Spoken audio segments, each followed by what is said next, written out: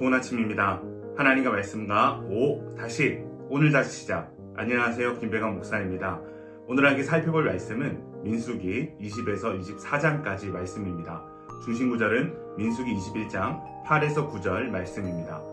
여호와께서 모세에게 이르시되 불뱀을 만들어 장대 위에 매달아라. 물린 자마다 그것을 보면 살리라. 모세가 놋뱀을 만들어 장대 위에 다니 뱀에게 물린 자가 놋뱀을 쳐다본즉 모두 살더라. 아멘. 20장은 역사 속에서 끊임없이 반복되는 이스라엘의 반역과 지도자 미리암과 아론의 죽음을 다루고 있습니다. 미리암이 죽고 이스라엘 백성들은 먹을 물이 없다는 것으로 인해 다시 하나님과 모세를 원망합니다. 백성들이 득달같이 달려드는 상황에서 모세와 아론은 하나님께 엎드려 구하게 되고 하나님은 반석에게 명하여 물을 내라고 명령을 하셨습니다. 그런데 모세는 끊임없이 불평하는 백성들을 향해 크게 격노한 나머지 지팡이로 반석을 2차례나 치는 불순종을 범하고 말았습니다. 그 결과 모세는 가나안 입성이 거절되는 벌을 받았습니다. 물은 얻었습니다. 그러나 이곳은 다툼의 현장이 되었고 그 내용에 따라 무리바라 이름 지어졌습니다. 무리바는 다툼이란 뜻입니다. 그런데 성경은 이 내용을 모세와 이스라엘 백성의 다툼이 아닌 여호와와 이스라엘 자손이 다투었다는 의미로 기록하고 있습니다. 모세를 향한 이스라엘 원망과 불평은 결국 하나님을 향한 것이었기 때문입니다. 가나안을 향한 이스라엘 백성의 이동이 계속되는 가운데 이들은 에돔 땅에 이르렀습니다. 아마도 에돔을 통과하는 것이 가나안으로 가는 가장 빠른 길이기 때문인 것 같습니다. 그러나 에돔 왕은 이스라엘의 통과를 허락하지 않습니다. 많은 인구가 에돔 땅을 지나는 것이 두려웠을 것입니다. 결국 모세는 에돔 왕의 대로를 통과하는 일을 포기합니다. 이스라엘 백성이 호르산에 도착했을 때 영적 거장 중 한 명인 아론이 죽음을 맞이합니다. 하나님께서는 아론의 아들 엘르아살에게 아론의 옷을 벗겨 입혀주도록 명령하셨습니다. 이는 아론의 세대는 끝나고 새로운 제사장 엘르아살과 함께 새로운 세대가 시작되었음을 의미합니다. 21장은 이스라엘의 본격적인 가나안 정복 사건을 다루고 있습니다. 에돔의 거절로 이스라엘은 우회하는 길을 선택했습니다.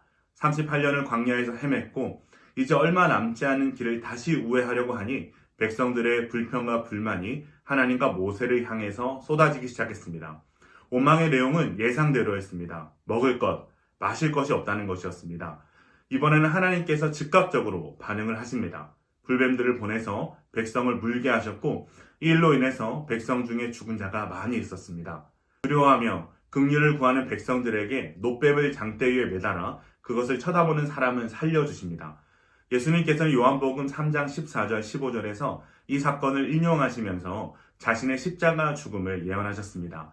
자기의 죄로 인하여 죽어야 할 운명의 죄인된 사람들이 십자가 위에 달리신 예수님을 바라보고 믿음으로써 죄사함을 받는 은혜를 얻게 된 것입니다. 이후로 이스라엘 백성들은 계속해서 비스가 산으로 행진하면서 아모리 족속을 정복하고 바산까지 정복하게 됩니다. 이렇게 해서 이스라엘이 차지한 요단 동편의 땅은 나중에 르우벤, 갓, 므낫세 반지파의 기업이 됩니다.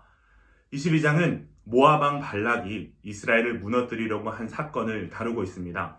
이스라엘이 모압 평지에 도착했을 때 모압 왕 발락은 이방의 복술과 발람을 초청해 이스라엘을 저주하려고 하였습니다. 발람은 꿈을 통해 하나님의 뜻을 전해 들었기 때문에 발락의 초대를 거절합니다. 그러나 2차로 이 발락 왕이 더 많은 재물들을 보냈을 때에는 결국 발락에게로 향하게 됩니다. 그때 하나님께서는 나귀를 통하여 다시 한번 하나님의 뜻을 알리십니다.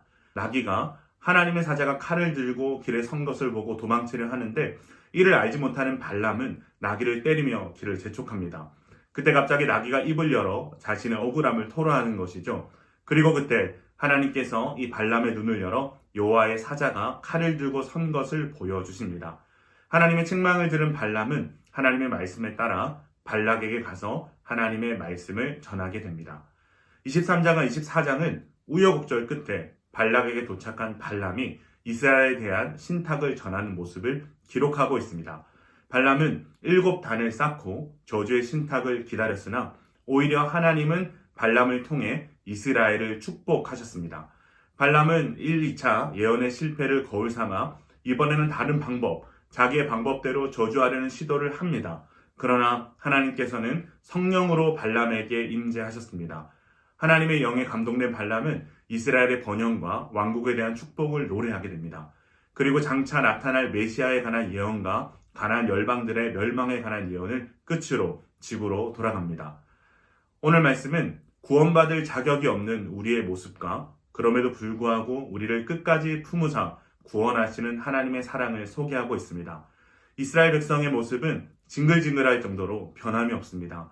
수많은 기적과 은혜에도 그들은 감사할 줄 모르고 끝까지 하나님에 대한 불평과 원망을 쏟아놓습니다. 그러나 하나님께서는 이들을 포기하지 않으시고 놋뱀을 통하여 발람의 축복을 통하여 이들을 구원하실 것을 말씀하십니다. 사랑하는 기쁨 가정 여러분, 오늘도 하나님의 이 놀라운 사랑이 은혜와 감사를 잊어버리고 불평과 불만으로 가득 찬 채 하나님의 반대편에 서 있는 우리를 향하고 있습니다. 그리고 이 놀라운 하나님의 사랑이 오늘도 우리를 끌어안으사 구원받은 하나님의 백성이 되게 하십니다. 그 구원에 있어서 우리의 자격은 아무것도 없습니다. 오직 하나님의 사랑, 하나님의 은혜, 하나님의 열심만이 있을 뿐입니다. 오늘 하루 여전히 하나님의 반대편에 서서 주를 외면하는 우리를 끝까지 품으사 다시금 당신의 백성, 당신의 자녀 삼으시는 사랑의 승리를 경험하시는 저와 여러분 되시길 주님의 이름으로 축원합니다.